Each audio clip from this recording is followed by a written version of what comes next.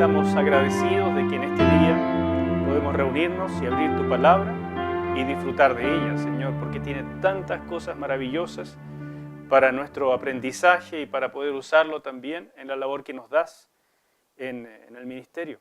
Y yo te pido, Señor, que nos guíes, que nos bendigas con todo esto, en el nombre de Jesús. Amén. Ok, clase número 7 y nos vamos entonces en primer lugar con un mapa. ¿Por qué? Porque lo que quiero hacer en primer lugar es una nota de cronología para poder ubicarles. ¿Dónde estamos en Hechos capítulo 10 y capítulo 11, que es la meta de hoy? ¿En qué época estamos? Es algo que no es tan sencillo de discernir, porque en realidad Lucas se pegó un paréntesis acá. Lo que comienza narrando en Hechos capítulo 10 y la mitad más o menos del capítulo 11, a uno le da la impresión, leyendo, de que simplemente es lo que continúa al capítulo 9. Pero no es así, es un arreglo literario. Lo que realmente continúa al capítulo 9 es Hechos 11 del 19 en adelante. Entonces, hasta el capítulo 10 y el 11 hasta el 18 es un paréntesis. Y eso es bien interesante que lo podemos discernir. Por eso es tan importante comenzar con esta nota de cronología. Les adelanto que algunas personas, algunos eruditos, escritores de comentarios, piensan que lo que ocurrió en Hechos capítulo 10, vale decir, toda la experiencia de Pedro, hasta lo que pasó en la casa de Cornelio, más o menos ocurrió en el año 41 después de Cristo. Recuerden que según la cronología que les he enseñado, nuestro Señor fue crucificado el año 33, ¿no es cierto? Ahora, existe la posibilidad de que hubiera sido en el año 30. Eso es debatible. Hay que ver cuándo cayó la Pascua en día viernes. Hay que ver varios detalles que son de orden más bien astronómico, ¿no es cierto? Y hay algunas dudas sobre eso. Pero yo prefiero pensar que fue en el año 33. Reconozco que en el año 33 significa que nuestra cronología se aprieta mucho en los primeros años, porque como que no caben todas las cosas que relata Hechos y las otras cartas de Pablo. Queda mucho más cómodo el año 30 para la muerte de nuestro Señor. Pero ustedes se han dado cuenta seguramente en la cronología que tienen atrás del libro, que igual se puede arreglar, solo que queda más apretado. ¿Ya? Comencemos entonces, ¿qué es lo que fue pasando? Antes del primer viaje misionero de Pablo, que no lo voy a ver en mucho detalle acá, porque les dije que en el siguiente curso, donde vamos a ver la vida y el pensamiento de Pablo, ahí íbamos a entrar en más detalle y recogeremos nuevamente lo que dijimos en el libro Los Hechos. Aquí me interesa más que nada el desarrollo de la primera iglesia y el desarrollo del autoentendimiento de los primeros creyentes, ¿ya? Entonces, en esta nota de cronología, lo que vemos en este mapa es las principales ciudades donde Pablo trabajó. Y lo traigo a colación porque tenemos que recordar cuando comenzamos en Hechos capítulo 9 y por primera vez tenemos a Pablo ya convertido en la ciudad de Damasco, ¿no es cierto?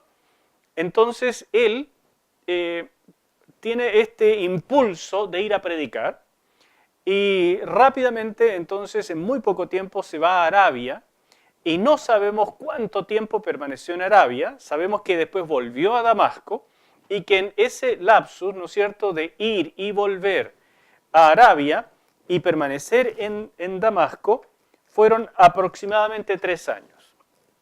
¿Ok? Esa es nuestra primera nota teológica o cronológica, quiero decir, en Hechos capítulo 9 del 22 al 30. Entonces, 1. De Hechos 9 del 22 al 30 tenemos la primera nota cronológica y que decimos ocurrió la conversión de Pablo aproximadamente un año después de la muerte de nuestro Señor, aproximadamente. Si el Señor murió en el año 33, marzo, abril, por ahí, más o menos en abril, un año o menos de un año puede caer incluso dentro del año 33, pero podría ser a comienzos del año 34, ¿no es cierto? Bien, el año 34 después de nuestro Señor. Entonces, en esa época es que ocurre todo lo de Esteban y la gran persecución liderada por Pablo, llega a Damasco y le ocurre lo que le ocurre. A eso entonces le sumamos 3 años, que es lo que pasó entre Arabia y Damasco, y nos da entonces hasta el año 37. O sea, entre los años 34 y 37 son estos primeros eventos. De allí, de Damasco, gracias a la influencia de Bernabé, Pablo pudo ir 15 días a Jerusalén a estar con los apóstoles, específicamente con Pedro. ¿De acuerdo? Hasta ahí quedamos incluso la clase pasada. Y es tanto lo que la revolvía a Pablo, la verdad es que donde andaba predicaba y provocaba mucha controversia con los judíos, especialmente con los helénicos, que es donde él iba a predicar en primer lugar, que de Jerusalén los mismos discípulos lo sacaron y lo mandaron a Tarso. ¿Bien? Y en Tarso pasó los siguientes 11 años. Eso dijimos en la clase pasada. Hechos capítulo 11, 26, 25 y 26.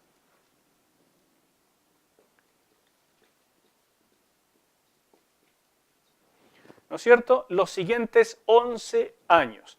Y eso completa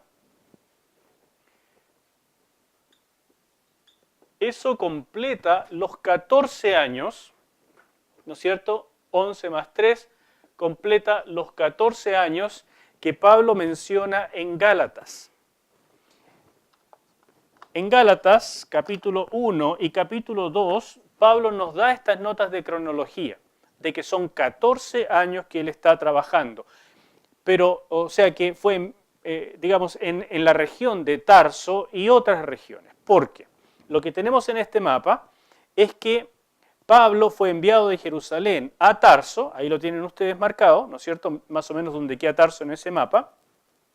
Pero él se dedicó a trabajar no solamente en Tarso, sino que en este periodo Pablo la anduvo revolviendo también en la región de Cilicia y de Siria, incluyendo la ciudad de Antioquía de Siria, que va a ser el centro de nuestra atención en el capítulo 11.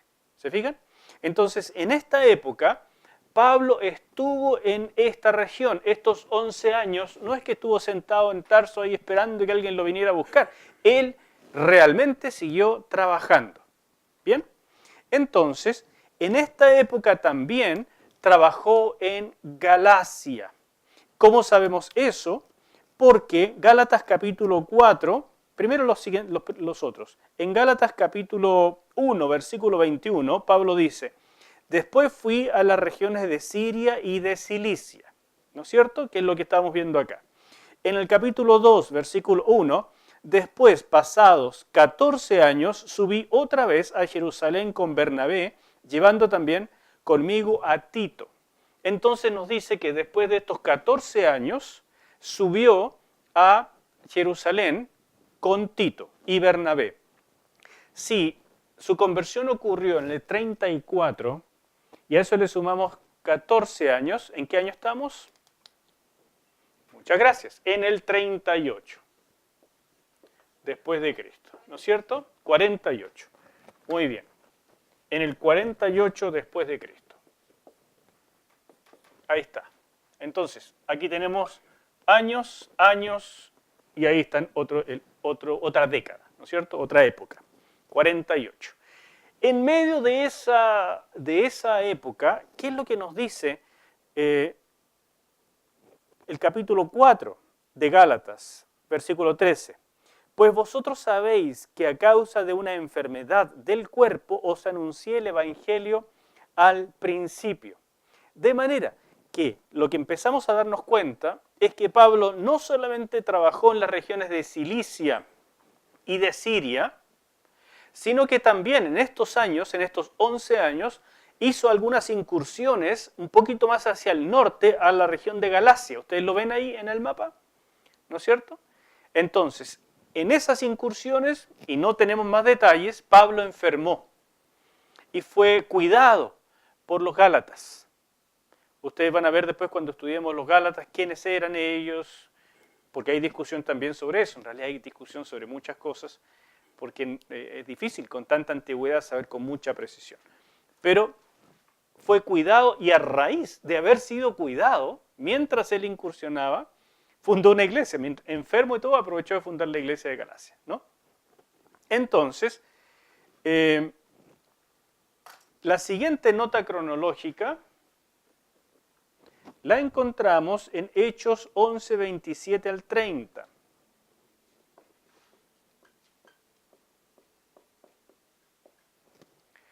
¿Verdad?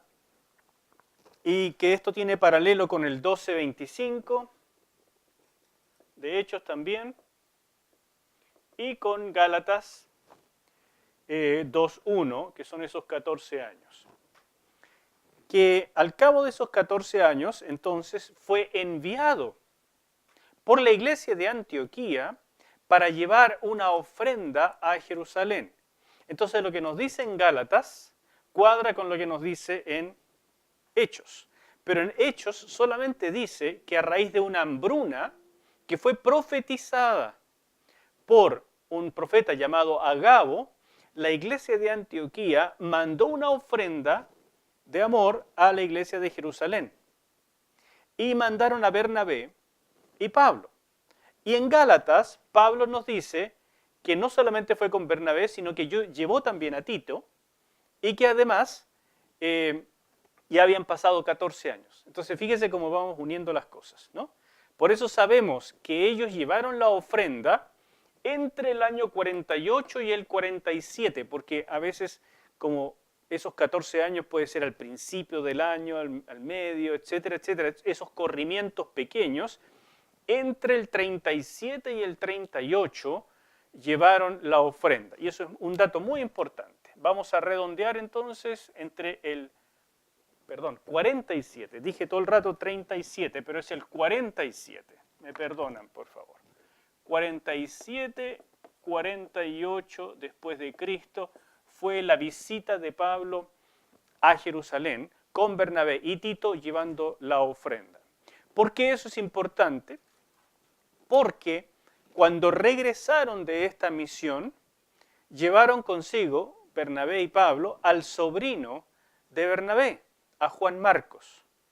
Y a raíz de llevárselo a Antioquía, allí comenzaron a orar con la iglesia y fueron enviados Pablo y Bernabé al primer viaje misionero.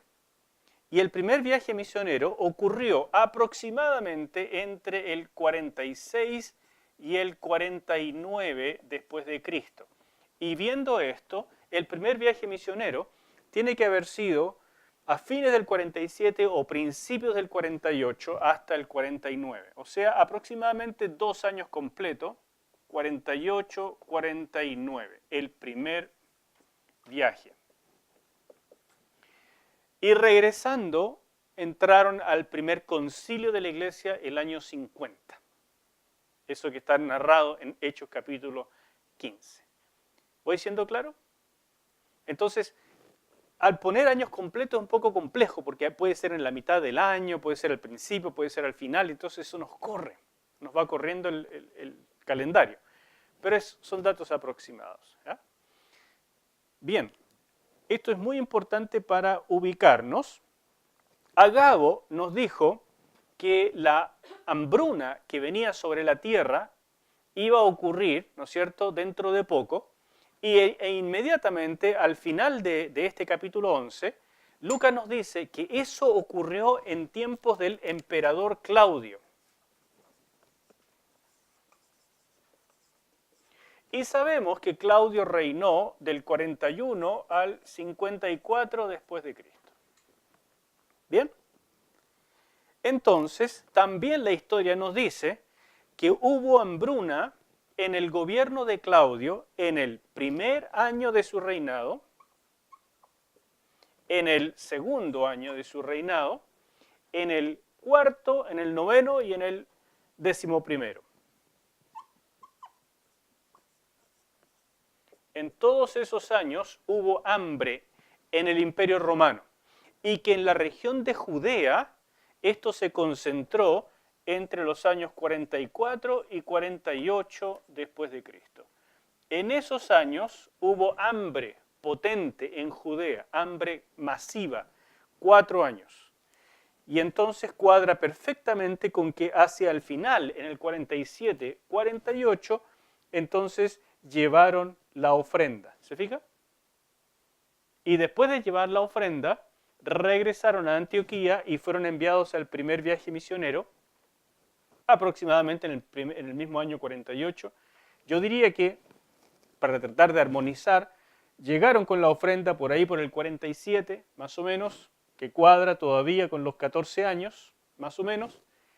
A fines del 47 y al principio del 48 comenzó el primer viaje misionero hasta fines del 49. ¿Se ve? Y el último dato entonces sí, ahí están todos los datos cronológicos que tengo con lo de Claudio y que se introduce la figura de Juan Marcos,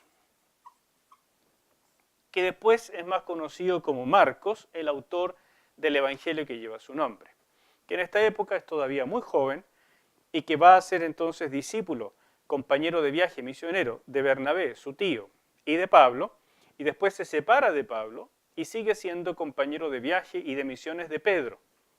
Y con él aprende y de él seguramente recibe el Evangelio, que es el que él después escribe, pero todavía hacia el final de la vida de Pablo, él todavía está un rato con Pablo y lo sirve porque vuelven a reconciliarse. ¿Se ve? Estas notas de cronología son, por tanto, muy importantes para tener en mente. ¿Por qué?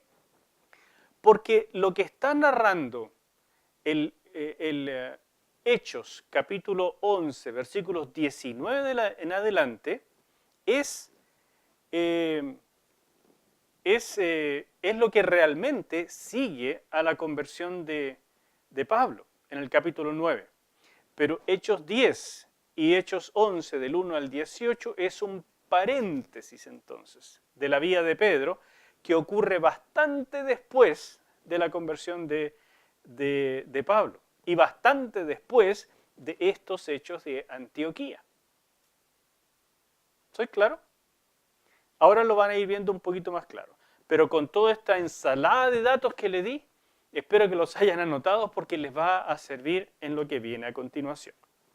Bueno, vamos entonces a Antioquía de Siria, capítulo 11, versículos 19 al 30. Después volveremos a los hechos de Pedro, lo que pasó con él, ¿no es cierto? Pero ahora nos vamos a concentrar cronológicamente en Antioquía. Porque nos dice el texto, si usted tiene su Biblia, ahora bien, mire cómo comienza el versículo 19. Ahora bien, esa es una cláusula temporal, no temporal, pero una cláusula de retomar la narración. Entonces, ¿qué está retomando? No está retomando lo que ha narrado de lo que pasó con Pedro, sino que está retomando lo que dice a continuación. Los que habían sido esparcidos a causa de la persecución que hubo con motivo de Esteban, pasaron hasta Fenicia, Chipre y Antioquía. Entonces, eso es lo que está él retomando. ¿Y cuándo ocurrió esa persecución? Por aquí, en el año 34. Entonces, Lucas se está dando aquí un tremendo salto. Vuelve hacia atrás a lo que está pasando con la persecución y que a raíz de eso salieron disparados varias personas, pero miren lo que dice. Pasaron a Antioquía, lo que a él le interesa destacar, no hablando a nadie la palabra, sino solo a los judíos. Pero había entre ellos unos varones de Chipre y de Cirene, los cuales, cuando entraron en Antioquía, hablaron también a los griegos, anunciando el Evangelio del Señor Jesús. Note entonces que ahora, desde aquí en adelante, Lucas va a usar la palabra griegos, ya no para referirse a los judíos helénicos, sino para referirse a los gentiles de influencia griega. Porque ahora se enfrenta a los gentiles y no haya cómo manejarse con eso, Lucas, porque entró otros personajes en juego acá. Entonces, para diferenciarlos, ahora los llama los griegos. Pero no son los judíos helénicos, porque todos los que estaban fuera de Jerusalén eran judíos helénicos. ¿Me entiende? Entonces ahora son judíos, que van a ser siempre helénicos fuera de Jerusalén, y los griegos, que son los gentiles, pero de influencia griega. ¿Me van siguiendo? Entonces, pero dice que en el versículo 21, la mano del Señor estaba con ellos. ¿Con quiénes? ¿A quién se refería?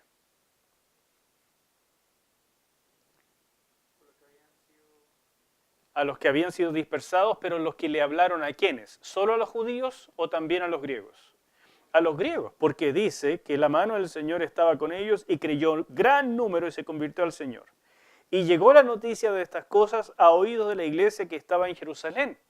Entonces, note, nos volvió Lucas al año 34, de allí, en la dispersión, a causa de la persecución, gente le habló, algunos a solo judíos, otro a todos, y la mano del Señor estaba, ahí nos va diciendo Lucas, cuál era la intención de Dios y a quién entonces estaba favoreciendo, y se comenzaron a convertir gentiles, y en esta época temprana, ya digamos 1 o 2 años después de esto, comenzó a producirse una iglesia poblada por gentiles. Y la noticia de esto, de lo que estaba ocurriendo, sobre todo en Antioquía, llegó a oídos de los apóstoles en Jerusalén. ¿Se fijan? Y esto es mucho antes de lo que vivió Pedro con Cornelio en el capítulo 10. Es unos 8 años antes. Entonces, ¿qué hicieron los apóstoles? Incluyendo a Pedro, que estaba en Jerusalén, enviaron a Bernabé. Primero porque Bernabé era de Chipre.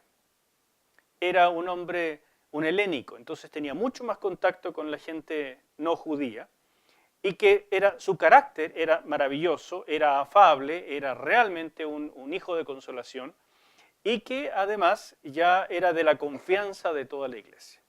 Entonces enviaron a Bernabé y dice, cuando llegó y vio la gracia de Dios, se regocijó y exhortó a todos a que con propósito de corazón permaneciesen fieles al Señor, porque era varón bueno y lleno del Espíritu Santo y de fe.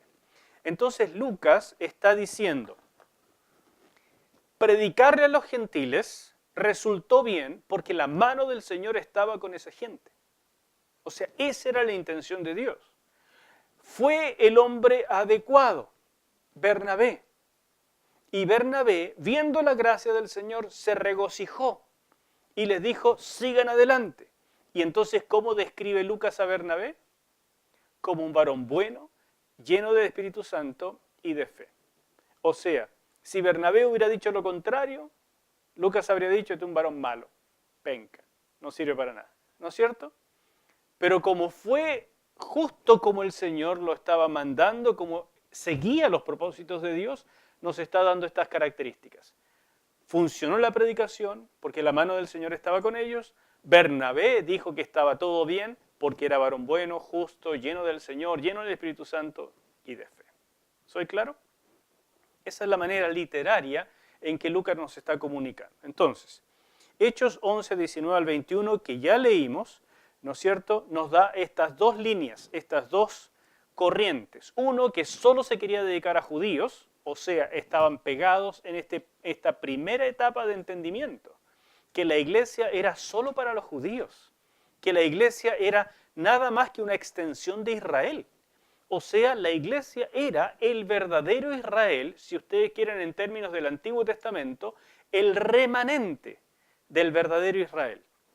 Eso es lo que ellos pensaban, primera etapa de entendimiento. Pero había otros que ya estaban más abiertos mentalmente, de los cuales era, por ejemplo, el representante Felipe, que él le predicaba lo que se moviera, según el Espíritu le indicara. Y de esos se contagió de manera muy positiva Bernabé, porque tenía este espíritu de realmente escuchar lo que Dios estaba haciendo. A los apóstoles y los que permanecieron en Jerusalén les costó un poco más, pero no necesariamente porque fueran más duros de coco, sino porque tenían menos contacto con ellos. ¿Se fijan? Porque cuando fueron a verificar lo que hacía Felipe en Samaria, entendieron que era Dios detrás y ellos también siguieron haciendo lo mismo y predicaron también a los samaritanos. Pero como permanecieron en Jerusalén, bastante más aislados y trabajando solo en su metro cuadrado, seguían pensando que la iglesia era solo para judíos. Lo que nos habla también, hermanos queridos, de la importancia de abrirnos a lo que pasa afuera, de la importancia de dejar entrar vientos frescos. Porque es tanto el trabajo ministerial siempre que fácilmente uno se encuadra en su metro cuadrado. Y dale con eso, y ¿qué voy a hacer hoy día? Lo mismo que ayer, tratar de visitar a los hermanos, tratar de predicar el próximo domingo, y el curso, y quién está enfermo, y entonces uno llena la cabeza con solo eso. Y empieza a no mirar lo que Dios está haciendo, que siempre es mucho más amplio. Dios tiene un panorama amplio de mirada. Algunos datos de Antioquía de Siria, para que ustedes sepan cómo era esta ciudad. Era la tercera ciudad más importante del imperio, después de Roma y de Alejandría. Tenía entre 500 y 600 mil habitantes, lo cual es enorme, hermanos míos, para esta época. Muy, muy grande. Solo Roma tenía aproximadamente 1 millón de habitantes. Pero hasta ahí llegaba, eso era una supermetrópoli en aquella época. Y tenía una población enorme de judíos, 25.000, por lo tanto era natural llegar allá a hacer un trabajo, porque había muchos judíos. Era una ciudad cosmopolita, con una mezcla griego-oriental, y por supuesto con mucha idolatría. La diosa patrona era la diosa Tique, patrona de la fortuna, o sea, diosa de la fortuna y patrona de Antioquía. ¿Se ve? Termino diciendo esto antes que vayamos a un break. La labor de Bernabé, que también estuvimos destacando. A él le llegó la noticia, ¿no es cierto? Por supuesto enviaron a Bernabé. Exhortó, después de regocijarse, a que siguieran adelante, que con el mismo propósito de corazón permanecieran fieles. Y Lucas lo destaca como varón bueno, lleno del Espíritu Santo y de fe, porque estaba captando lo que Dios estaba haciendo. Estaba captando que lo que ocurría no era casualidad, sino la gracia de Dios que estaba acompañando a estos hermanos que se abrieron a predicarle también a los gentiles. Y entonces, por primera vez en Antioquía se les llamó cristianos. Aquí tengo una lámina donde solamente les quiero explicar rápidamente qué es lo que significa nuestro nombre cristiano.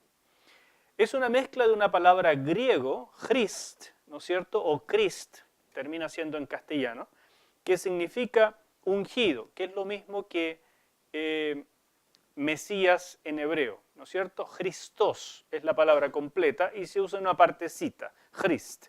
Y se le agrega una terminación latina, en realidad, ianus, que es lo mismo que en castellano la terminación o el sufijo iano, ¿no es cierto? En latín, ianus, en castellano, iano. Entonces, diríamos nosotros, cristiano. Por eso termina siendo cristiano. Y que se entendió como seguidor de Cristo. Esa es la palabra, una de las palabras más antiguas. Y lo interesante es que comienza aquí varios por primera vez. Nosotros ya habíamos visto antes varios por primera vez. Díganme alguno que se les venga a la mente. En Hechos capítulo 2, ¿qué fue lo que por primera vez ocurrió? La venida del Espíritu Santo. También fue la primera predicación cristiana a cargo de Pedro. ¿Qué otra cosa ocurre por primera vez? ¿Se les viene algo a la mente? No, todavía. Bueno, sí, la primera predicación a los gentiles, al eunuco, ¿no es cierto? Muy bien. También tenemos el primer mártir, que fue Esteban, pero aquí tenemos algunos otros primera vez. Lo que primero dijimos es la primera vez que se les llama a cristianos aquí en Antioquía. Y esta es la primera iglesia misionera. La primera que se le ocurre que hay que mandarlos realmente a todas partes. Aparece la labor de los profetas. Por primera vez en el capítulo 11 de Hechos aparece la labor de los profetas, que va a ser muy importante de aquí en adelante en todo el Nuevo Testamento. Jacobo es el primer mártir apóstol. Es el primer apóstol martirizado, aproximadamente en el año 44 o un poquitito antes, ¿no es cierto? Pedro fue el primer apóstol en predicarle directamente a los gentiles, en el capítulo 10, ¿no es cierto? En Hechos 8 ya le había predicado a los samaritanos, pero por primera vez a un gentil. Primera vez que se usa el término judíos en forma negativa, en el capítulo 12. Hasta ahora era neutro. Estaba judíos y no se sabía si eran parte o no de la iglesia, pero ahora definitivamente se usa en términos de opositores y de aquí en adelante así va a ser. Primera mención de la importancia de Santiago o Jacobo el Justo, hermano de nuestro Señor, que va a tener una importancia radical en la iglesia, se le considera un pilar en la iglesia de Jerusalén. Y se le llamó Jacobo el Justo o Santiago el Justo, porque realmente era un hombre muy especial.